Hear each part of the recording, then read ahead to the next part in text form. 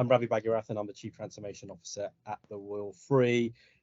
As I often say, it sounds like a grand title for what it really is. I think often I say I'm probably the Chief Dog's Body or the Chief Bag Carrier, but my actual executive brief covers strategy, but also transformation, quality improvement, and digital, and both BAU digital as well as digital transformation for my sins.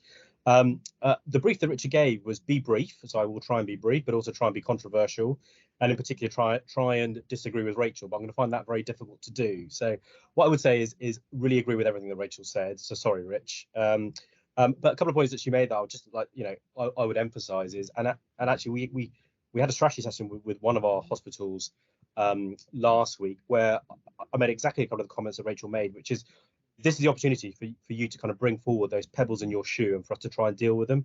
The things that we can't just deal with overnight and we know are really tricky problems.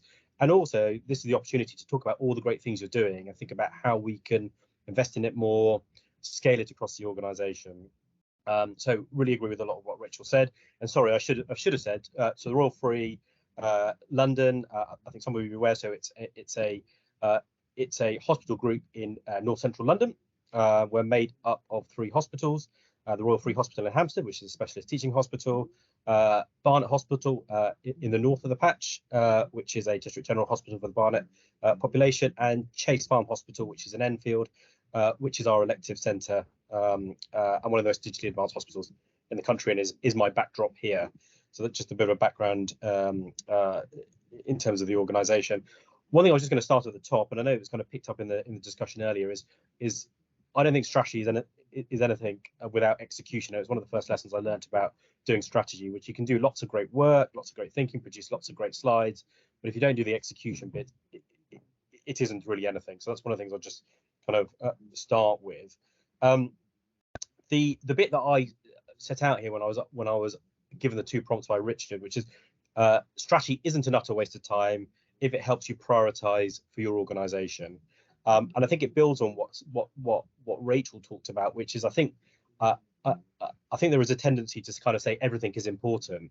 And actually, when I go out there and talk to our teams, our staff, if everything is important, it just doesn't really give you the ability to kind of figure out which bits do we need to focus on, and there just isn't the bandwidth out there in the organisation to focus on everything. So the prioritization point is really important from we've just only got so much capacity. What do we really focus on? What is the most important thing? The second bit, which I think is even more important now with the financial position, is we know we've only got so much budget and only so much capital budget. Where do we focus that on?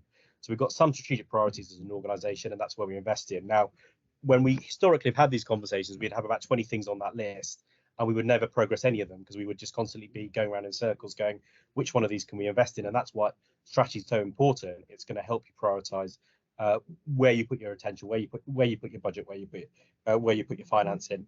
And one thing about prioritization, it builds on what Rachel talked about. I think it's about giving focus, but also being meaningful. So Rachel talked about, I think, saying our people are important, our finances are important, quality is important, patient experience is important. Wouldn't disagree with all of those, and we have those as our governing objectives.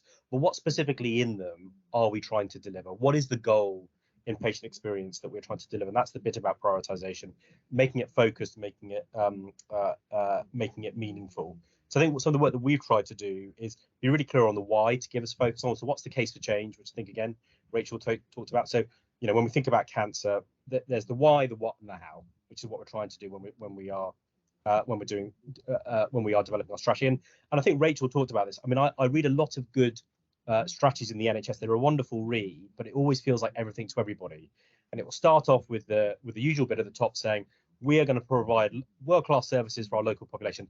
Wouldn't disagree with that, but what does that really mean? And then the rest of the strategy will then say, and here's what's important to us. We are going to deliver great elective care, great cancer care, great urgent and emergency care services, and go through everything. And at the end, you're like, so you're basically going to deliver everything through your strategy at a world-class level.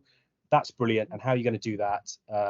And it's never clear. And it's a wonderful document. They read really well, and you do feel really pleased that this organisation is going to focus on all these things and achieve all these things. But then you actually wonder what they're actually going to deliver, and actually if they ever really will deliver what they're going to say they deliver. So that's a bit of the cynic in me.